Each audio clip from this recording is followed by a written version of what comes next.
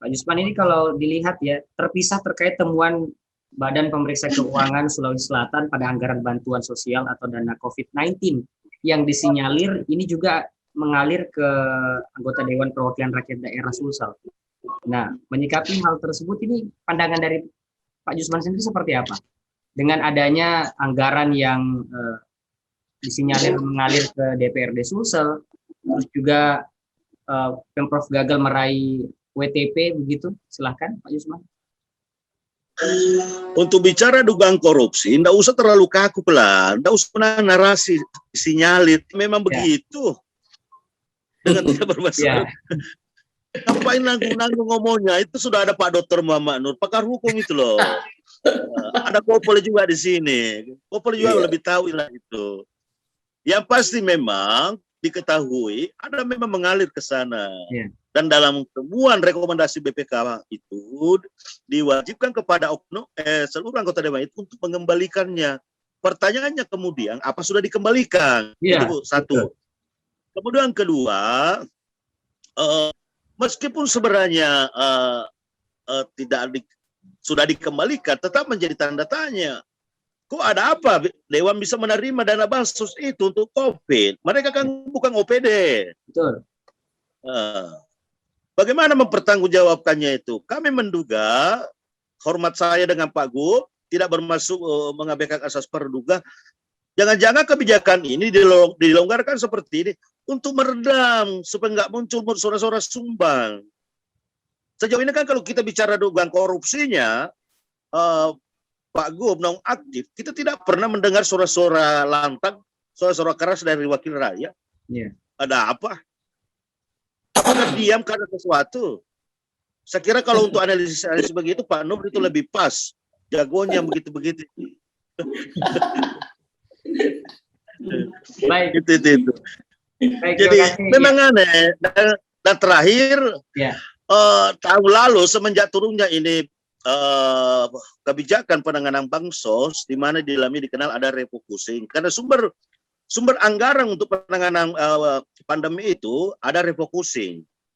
Ada ditarik dari APBD tak terduga, ada APBN. Dari awal saya selalu wanti-wanti, kita lihat Pemprov kemarin, dia menganggarkan 500 M. Sementara awalnya Makassar itu menghampiri 600 M, bahkan hampir 700. Ironi kan tadinya ini, dari awal kami menduga ada yang tidak benar nanti ujung-ujungnya ini. Mengapa? Sedikit saya agak-agak melebar. Siapa PJ kemarin? Dan apa kewenangan PJ? PJ itu adalah perpanjangan tangan dari gubernur. Jadi kalau ada orang bilang, kenapa itu Pak Gubernur itu dia intervensi, diatur-atur PJ? Memang sudah kewenangannya. Yang tidak boleh diatur gubernur itu manakala adalah wali kota terpilih. Definitif ya. Beda. Nah, apa hubungannya saya bilang seperti itu? Jangan sampai kemarin memang Makassar sengaja dibengkakkan mata anggarannya, Pemprov distandarkan, dan kemudian dimunculkan pihak-pihak ketiga. Pihak ketiga dalam menalangi beberapa prasarana untuk bantuan pandemi bencana ini. Ini kan jelas. Nah, terungkaplah di persidangan. Ternyata sebagai anggaran itu, dana itu dialirkan ke orang-orangnya. Pertanyaannya kemudian, emangnya dia pantas? Siapa sih mereka? Paham tidak hakikat bansos itu? Kok staf-stafnya orang-orang diberi? Ini aneh memang. Jadi kita tidak, tapi baguslah. Karena sudah ada tindak lanjut sekarang. Dan saya menduga, tidak menutup kemungkinan ke depannya ini ini akan tersangka lagi di kasus lain. Gitu. Tidak ada larangan itu, tidak ada batasan itu. Bahwa kalau kemudian dalam seseorang sementara berproses hukum dan tiba-tiba terus kasusnya muncul satu-satu, ya bukan hal yang keliru ketika dia tersangka lagi, apalagi kalau sudah mengarah TPPU. Bukan tidak mungkin juga ada tersangka lain gitu ya Pak Jusman ya, yang akan diseret gitu. Kenapa tidak? Apalagi kalau sudah ada bosnya Gai Pak Dr. Muhammad Nur, bisa saja tersangka lagi dengan kasus yang lain.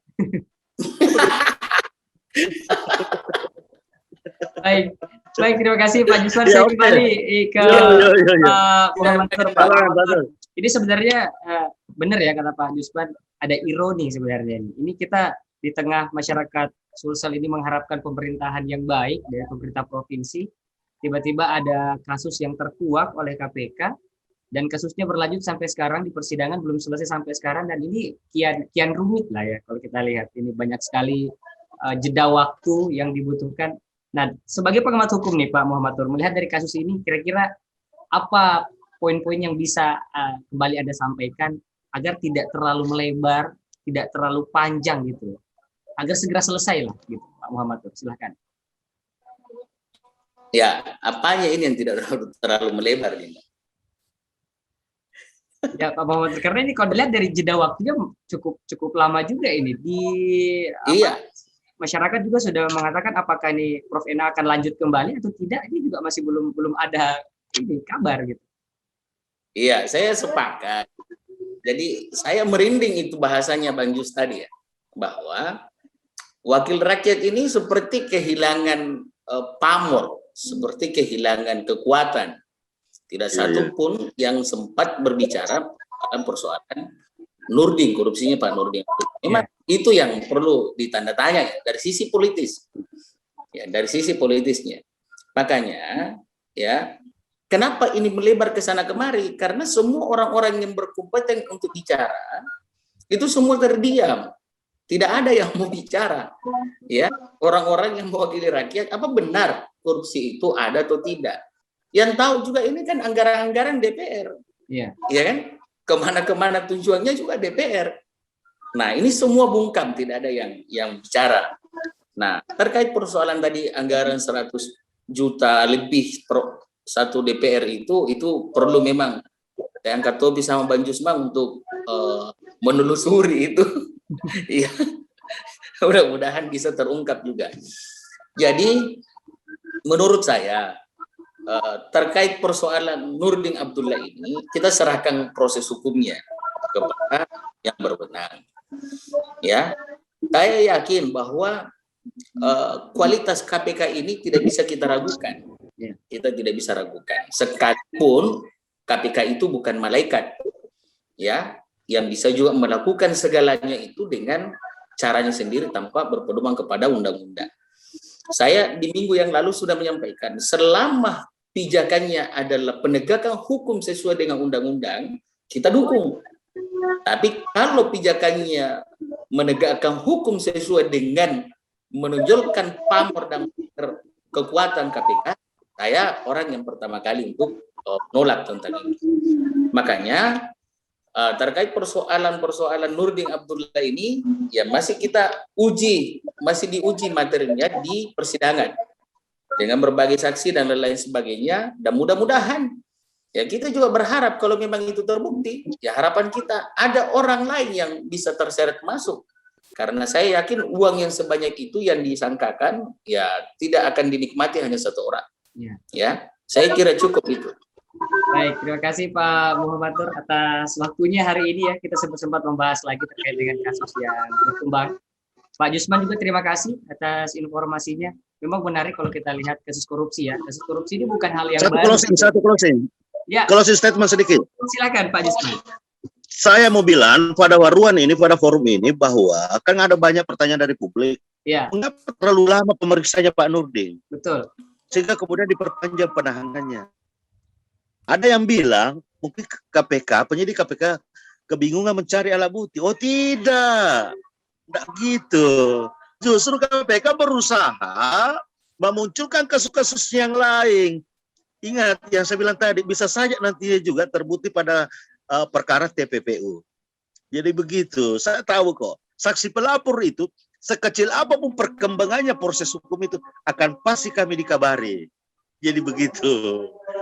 Iya. Baik. Salam Pak Dokter. Baik, terima kasih Pak Jusman Air atas waktunya hari ini. Memang benar ya, kalau kita berbicara tentang kasus korupsi ini bukan hal yang baru di Indonesia, khususnya di Sulsel. Ini sudah hal yang menjadi sering sekali kita dengar terkait dengan pemerintahan juga. Dan kalau kita lihat dari kasus Prof NA ini bisa dijadikan pembelajaran juga ya, bahwa kinerja KPK ini sepertinya nggak main-main gitu. Dan banyak wakil rakyat juga sepertinya ini harus membuka suaranya. Jangan hanya diam. Kalau memang ada yang bisa disampaikan untuk membuka kasus ini, silahkan gitu. Karena kasus korupsi ini sepandai apapun Anda menyembunyikan, ya pasti akan terungkap. Baik, terima kasih. Saya Devi Febrian pamit undur diri. Assalamualaikum warahmatullahi wabarakatuh. Salam. Waalaikumsalam.